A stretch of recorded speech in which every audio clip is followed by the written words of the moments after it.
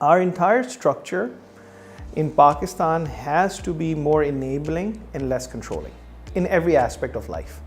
I think there is no bigger compliment to a human being when you say, I trust you, I will help you, I will enable, support, but I will not take control. There is no bigger vote of confidence on another human being.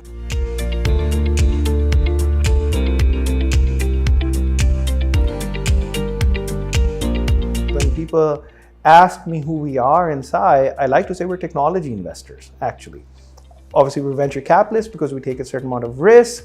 I love venture principles, but we're technology investors, which is why sAi invests both in startups as well as technology export services. We do both.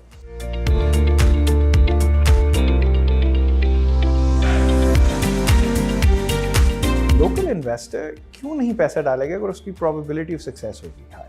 हमारा जो local investor mindset है वो syncs actually very closely with what should happen, which is a high probability mindset.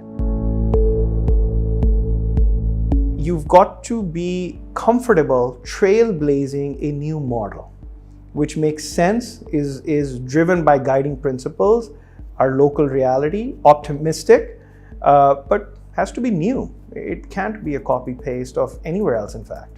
If you look at California, for example, as the hub of the venture market, I love the technology there. I love the venture principles there. I love the technology positioning and solutioning there.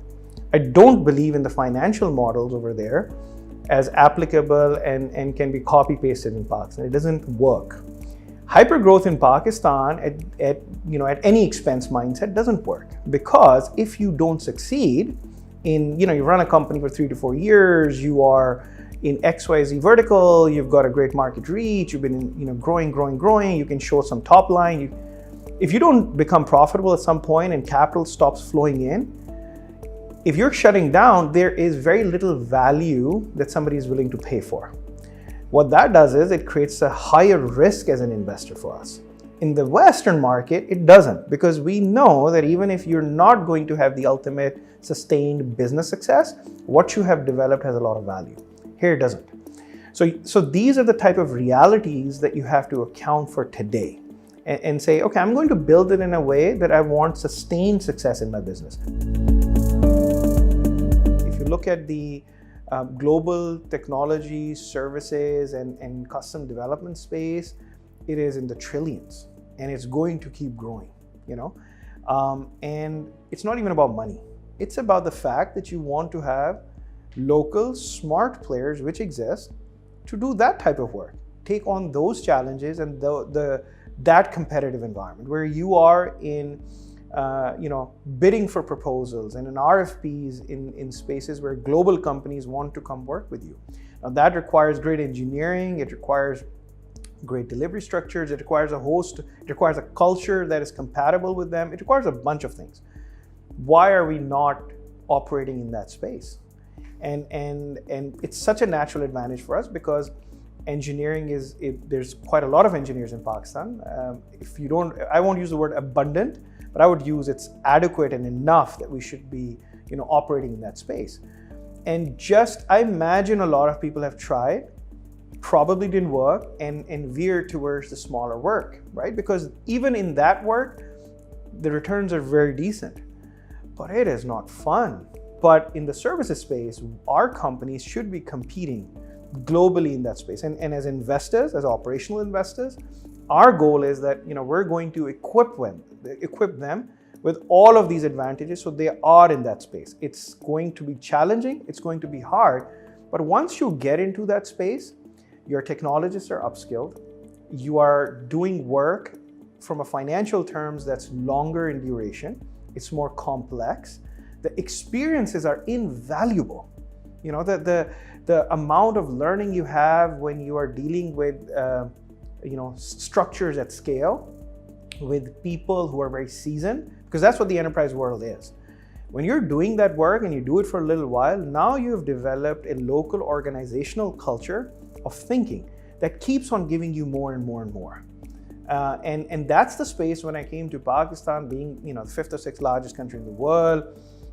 I mean, everywhere I go, I find the younger students gearing towards technology. They know it's where the financial future lies. They know that it's what's going to lead to stability. That should all, propel us to be in that space where companies from Pakistan are globally sitting with players that are 60, 80, $100 billion companies in this space. We should be there, but we're not. And that's a concern, and a concern I hope we will fix in this very, very near future. I'm not going to wait a decade for that. This is something we're on the path of doing right now. I think the passion for these founders to be at a stage in our macro where they will be developing the next wave of technology-focused companies, it's phenomenal. You can see it burning through them, where they want to be the next Zuckerberg, they want to be the Bezos of the local environment, right? Forget the capital, right? But the desire to do that. I think that's very encouraging. The number of engineers I see who are learning and wanting to make a difference has been very encouraging. What's been most probably concerning amongst the various things is a desire to create IP. I can name 10 countries, much smaller in scale, much smaller than the US, but they have this passion to create intellectual property in technology. That passion has to come through. Like when I wrote the first thesis, there was a certain percentage of capital, white canvas, not a lot of research today. I said, we will go after deploying into IP related organizations, because in those, even if 1 in 10 will succeed, that's 100x return. And I was very passionate to discover that, budding from a developing market like Pakistan. That's been a little disappointing. I think the lure of digitizing a business and raising capital and making some returns has deviated some of the founders into going into that direction more. They're focused on capital raise, and it's necessary to do that, I understand. But it's deviated them from the core fundamental platform that they should be building, which should be very technology focused. So that's been a little concerning.